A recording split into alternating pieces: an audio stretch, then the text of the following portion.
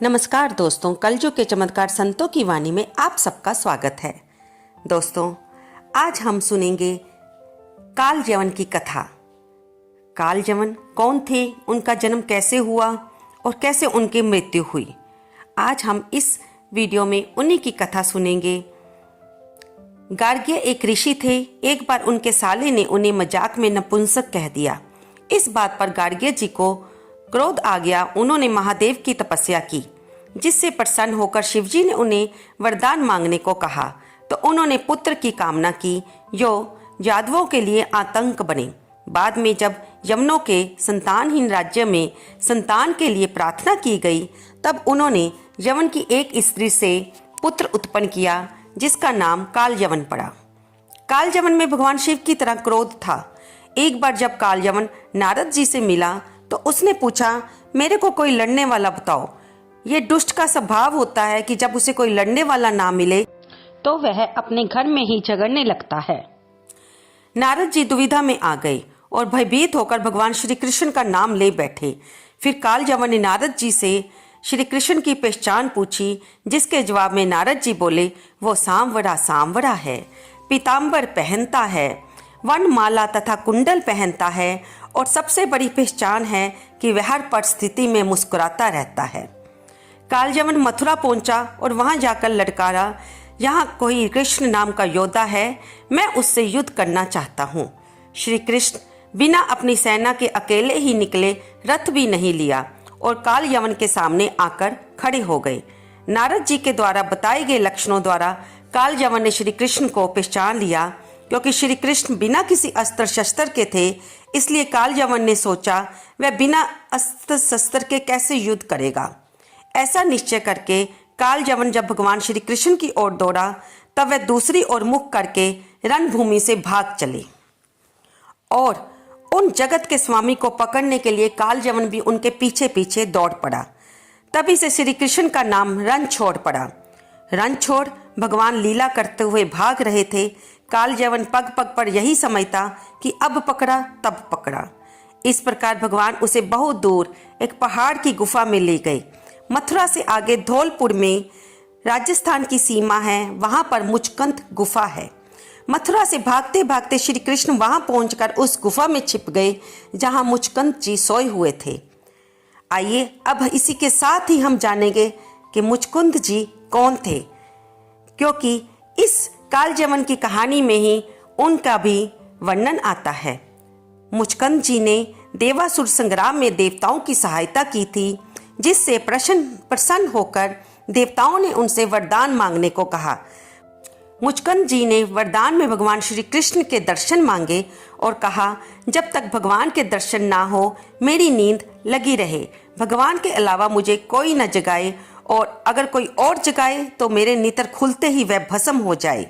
देवताओं ने उन्हें यह वरदान दे दिया और उन्हें नारद जी ने मंत्र दिया कि आप ओम नमो भगवते वासुदेवाय का जाप कीजिए।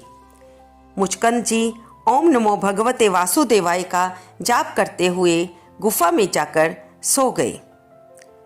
अब इधर भगवान श्री कृष्ण को तो मुचकुंद जी को जगाना ही था, क्योंकि उनको दर्शन देने थे। मुचकुंद जी को भी सोए हुए वर्षों बीत गए थे, और इधर उनके उठने का समय भी आ गया था, और भगवान श्री कृष्ण ने उन्हें दर्शन देने थे। उन्होंने सोचा जगाने का कार्य तो कालयवन से कराएंगे और दर्शन हम देंगे। अब श्री कृष्ण उसी गुफा में छिप गए जहां पर मुचकुंद जी सोए हुए थे। भगवान श्री कृष्ण ने अपना पीताम्बर निकालकर मुचकुंद जी को उड़ा दिया और स्वयं गुफा के अंदर अंधेरे में छिप गए। कालयवन भागते भागते गुफा के भीतर आया और मुचकुंद जी को श्री कृष्ण समझकर उन पर चरण प्रहार किया। मुचकुंद जी की नींद टूटी, उनके नेत्र खुलते ही कालयवन भस्म हो गया। मुचकुंद जी कुछ समझ ही नहीं पाया, समझते भी कैसे, ये तो भगवान श्री कृष्ण की लीला थी। अब हम आगे सुनेंगे भगवान श्री कृष्ण और मुचकुंद जी का वार्तालाप। राजा मुचकुंद जी ने कहा, आप कौन हैं? इस कांटों से भरे हुए जंगल में आप कमल के समान कोमल चरणों से क्यों विचर कर रहे हैं? क्या आप भगवान अग्निदेव हैं? क्या आप सूरज, चंद्रमा, देवराज इंद्र या कोई दूसरे लोकपाल हैं? मैं तो ऐसा समझता हूँ कि आप देवताओं के आराध्य देव ब्रह्मा, विष्णु तथा महेश, इन तीनों में से पुरुषोत्तम भगवान नारायण ही हैं।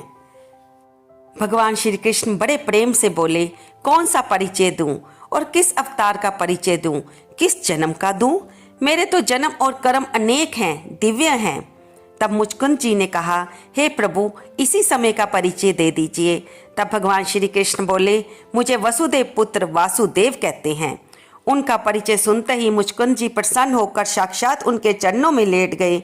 भगवान श्री कृष्ण ने उनसे प्रसन्न होकर वरदान मांगने को कहा।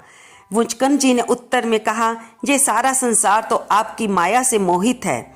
इच्छा भी आपकी माया का स्वरूप है। इच्छा रूपी माया से ही व्यक्ति दुखी है। इच्छा समाप्त हो जाए तभी सुख है।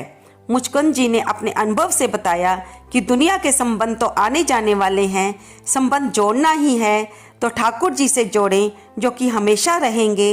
यदि उनसे संबंध जोड़ेंगे तो हम भले ही भूल जाएं, पर वो हमें पकड़ कर रखेंगे, क्योंकि ये उनका स्वभाव है। वे आगे कहते हैं, हे प्रभु, आपकी माया से ही सारा संसार मोहित है।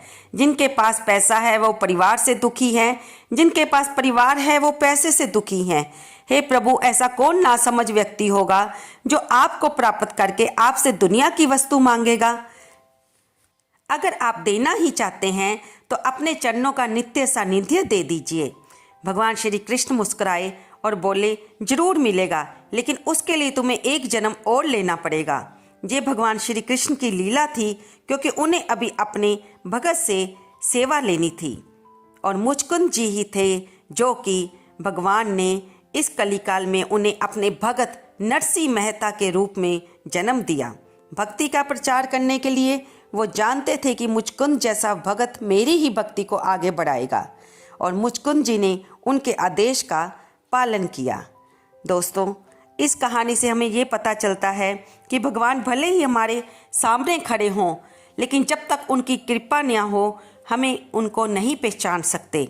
भगवान श्री कृष्ण दयालु हैं। उन्होंने कालजवन जैसे दुष्ट का भी, जो कि भगवान से द्वेष करता था, उद्धार किया। भगवान से भगवान को ही मांगना चाहिए, संसारी वस्तुएं नहीं। तो दोस्तों, आपको ये जानकारी, ये कहानी कैसी लगी? कृपया कमेंट बॉक्स में जय कृष्ण भगवान लिखना ना भूलें। अगर आप मेरे चैनल पर नए हैं तो इसे अवश्य सब्सक्राइब कर लीजिए, क्योंकि जो भी फिर नई वीडियो आएगी उसकी नोटिफिकेशन आपको मिल जाएगी। इसे लाइक करें, अपने दोस्तों के साथ शेयर करना बिल्कुल ना भूलें। ज्ञान तो बांटने से ही बढ़ता है, और आजकल के हमारे बच्चों को इस ज्ञान की बहुत आवश्यकता है, ताकि वो हमारे पुराने इतिहास, हमारे गुरुओं के बारे में, हमारे प्रभु की लीलाओं के बारे में जान पाएँ। इसे आप अपने बच्चों के साथ भी शेयर कीजिए। आजकल तो हर एक के साथ पास मोबाइल हैं। जब